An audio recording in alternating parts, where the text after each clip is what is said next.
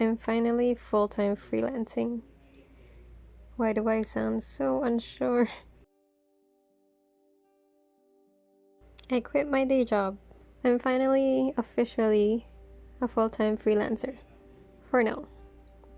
But we'll figure that out.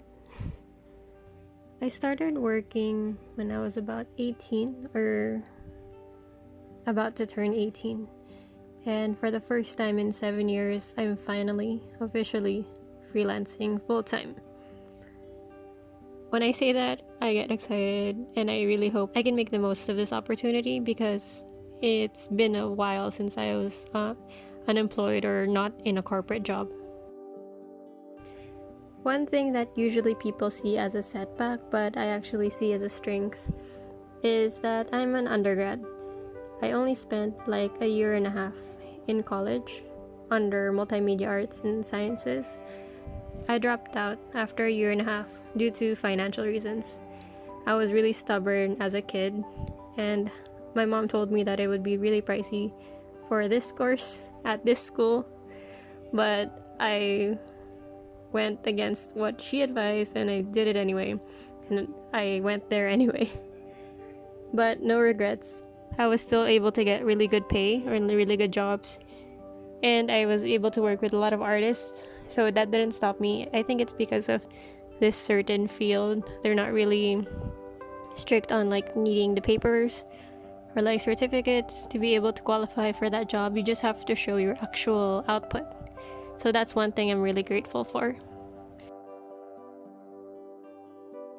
My first job was at a printing or like an invitation design company, and I learned a lot from there, how to design wedding invitations, business cards, and actually like cut them and print them.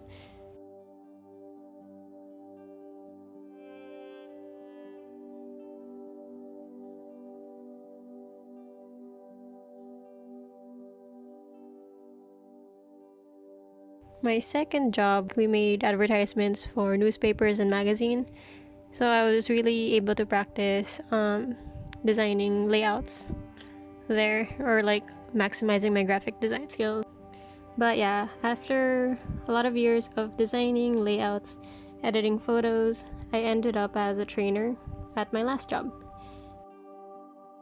So it's not something that I imagined I would do ever. But I met some people at work and they believed in me, so they helped make that happen.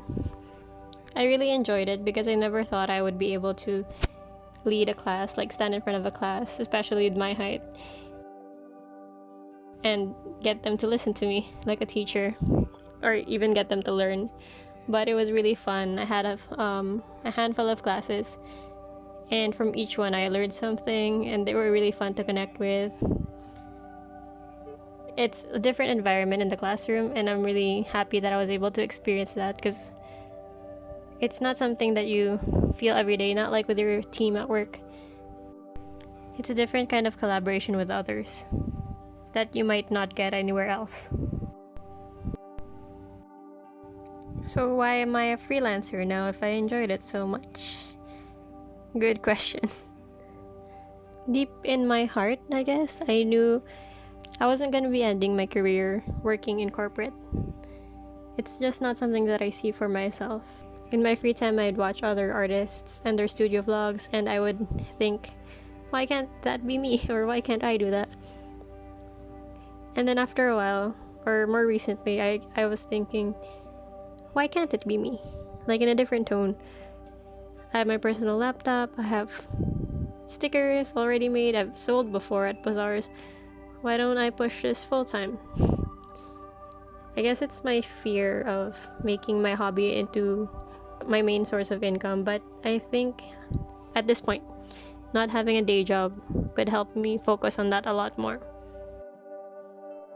There were other personal reasons why I left the corporate world, but I really don't regret meeting all the people that I did, because that's the best takeaway I get from there. Because being in a company, you get a whole bunch of people that were all creative, so I was able to meet a lot of personalities and grow and learn from them, so I won't regret that. I would definitely say working in corporate was part of my journey. and it really helped build who I am now. I had savings, I had a supportive family, supportive friends, a laptop, the freaking tablet. So what was stopping me? I had a list of excuses I made up because I was scared. I was in my comfort zone and I had steady pay. And there's a pandemic going on. But I was really burned out. Or I took a week off of work so that I could really think about this decision that I was planning to take.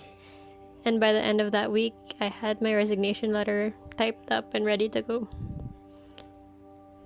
It wasn't easy, but like my boyfriend said, when you know it's the right time, you'll just know. When I finally decided to hand in that paper on Monday, I wasn't thinking of the excuses anymore. I wasn't thinking of the fears. Yeah, they were there, but what was the worst that could happen? And after I passed it, it was so freeing. I was free from the golden shackles. That is the benefits and salary of corporate life. I know I won't be able to live the same lifestyle I had before, buying coffee every evening, eating out at fancy restaurants. But we can't do that anyway with this pandemic, so why not be stuck at home doing something you love? So what's next? What's my plan? Now I'm just taking some time just playing Animal Crossing, chilling, not chasing any clients. I'll be focusing on freelance work that I enjoy, selling merch, updating my portfolio so I can maybe do more murals, lettering work, and maybe I'll get into using my training experience to make videos that'll teach others useful things. Recently, I've just been detoxing and really analyzing everything that I do because now that I have the freedom to do it, I want to make sure it's what I really want to do. Pretty soon, I'll look for some freelance clients again. Get back in the freelance world because I've been doing it part-time or like on the side throughout the years. I haven't been putting in all of the effort. I'll make videos every week now as a commitment and to grow this YouTube audience because it's fun here. Not quite sure what I want to focus on as content, but I'll be able to try a bit of everything now, I guess. I'll update my portfolio and hopefully get more projects that I love. But basically, I'll be getting a chance to get to know myself a lot better again. Just a heads up for others that might be feeling the same way, might be feeling burned out or tired. Take some time with yourself to analyze if this is just an impulse or something that you really have to do for your own happiness and mental health. And if it is something that you have to do, make sure that you have a safety net. Make sure that you have the savings, support from others and friends, and make sure you'll survive if you quit. If not, I hope you have the strength to grin and bear it until you can, until you have those things. I know I don't have much of an audience here yet, but I think it's gonna be fun to look back on this day or on this video when I finally got all of these feels out. Hopefully I don't fail, but I guess we'll see. Hope you guys are here for the next video. Stay safe and wash your hands.